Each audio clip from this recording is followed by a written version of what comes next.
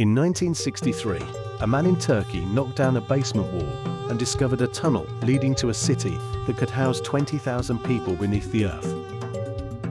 He was attempting to renovate his home in the province of Nevşehir, but instead of finding a simple crawl space or a structural void, he opened a portal into one of the most staggering engineering feats of the ancient world. This was the entrance to Derinkuyu, a subterranean metropolis carved entirely into the rock, descending deep into the darkness of history. Located in the Cappadocia region of central Turkey, Derinkuyu is not a natural cave system. It is a man-made hive of activity, sprawling across thousands of square feet. The region is famous for its unique geological landscape, formed millions of years ago by volcanic eruptions that covered the plateau in thick ash.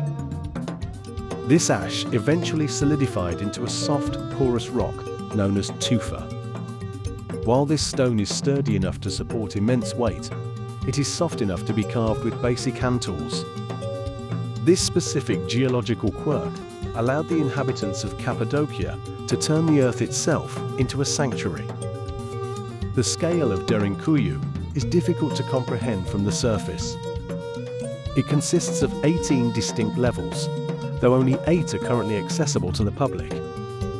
It reaches a depth of nearly 280 feet. This was not a temporary bunker or a crude hideout. It was a fully functional city. Thousands of people lived here for months at a time, shielded from the extreme temperatures of the Anatolian plateau and, more importantly, from the eyes of invading armies. As we investigate the layout of this underground world, the sophistication of its infrastructure becomes clear. This was a triumph of ancient planning. The city was equipped with hundreds of vertical ventilation shafts, some reaching depths of 180 feet, providing a constant flow of fresh air to even the lowest levels. Without this precise airflow, the thousands of oil lamps required for light would have quickly consumed the oxygen, making the city a tomb. The interior was divided into specialized zones. There were stables for livestock on the upper levels, strategically placed so that the smell and heat of the animals wouldn't overwhelm the living quarters below.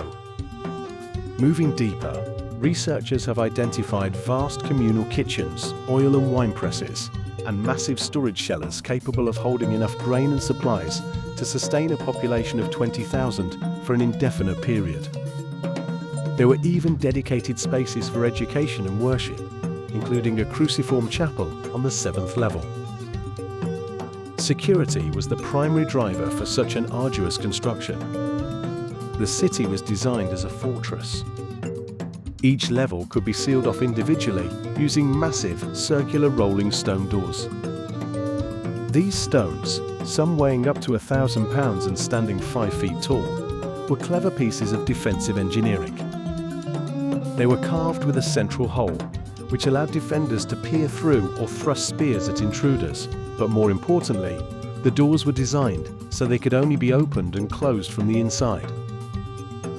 Once the stones were rolled into place, the city became an impenetrable vault. The greatest mystery surrounding Derinkuyu is who exactly began this monumental task. The timeline of its construction remains a subject of intense academic debate. Some historians point to the Phrygians, an Indo-European people who occupied the region between the 8th and 7th centuries BCE. Others suggest the earliest layers might be even older, perhaps dating back to the Hittites in the 15th century BCE, who may have used the caves to hide during raids by the Sea Peoples. Regardless of who struck the first chisel, it is clear that the city was expanded and refined by various civilizations over thousands of years, each adding their own layers to this vertical maze. The evidence of daily life is still etched into the very walls of the tunnels. If you look at the ceilings in the communal areas, you can still see the thick black soot stains from centuries of burning oil lamps. These marks tell a story of a life lived entirely by artificial light, where the rhythms of day and night were dictated not by the sun, but by the necessity of survival. During the Byzantine era, between the 7th and 11th centuries, Derinkuyu reached its peak usage. This was a period of constant conflict, as the region became a primary battleground in the Arab-Byzantine wars. For the local Christian population, the underground city was a refuge that allowed them to vanish into the earth at the first sign of smoke on the horizon. Living underground for extended periods presented massive logistical challenges, particularly regarding waste management and water supply. The inhabitants of Derinkuyu solved these problems with incredible foresight. The city was built with a system of wells that did not connect to the surface, preventing enemies from poisoning the water supply from above. They also utilized a series of internal drainage channels to manage waste, ensuring that the living conditions remained sanitary despite the lack of sunlight and the high density of people and animals. The sheer labor required to remove the millions of tons of rock necessary to create these voids is almost beyond measure. Every basket of stone had to be carried up through the narrow winding staircases and disposed of on the surface in a way that wouldn't betray the city's location. It was a feat of collective will and organizational genius that rivals the construction of the pyramids, yet it remained hidden from the modern world for centuries. Uncovering the secrets of Derinkuyu reminds us how much of our history is literally buried beneath the surface.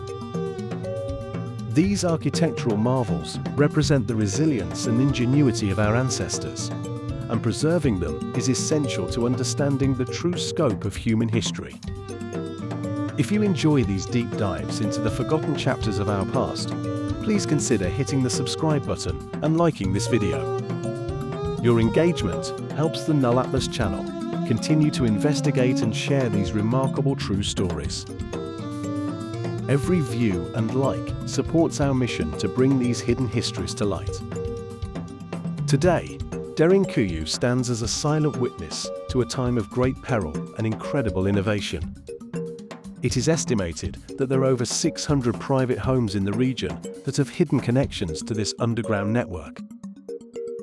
Archaeological surveys suggest that there may be hundreds of similar cities scattered across Cappadocia, many of which have never been mapped or even rediscovered.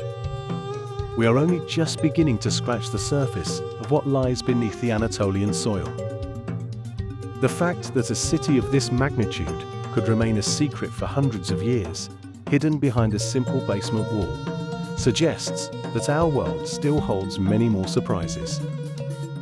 If 20,000 people could live in silence just a few hundred feet below the ground, we must wonder what else we are walking over every day without realizing it. What do you think is the most plausible explanation for why such a massive city was eventually abandoned and forgotten? Could there be even larger complexes still waiting to be found?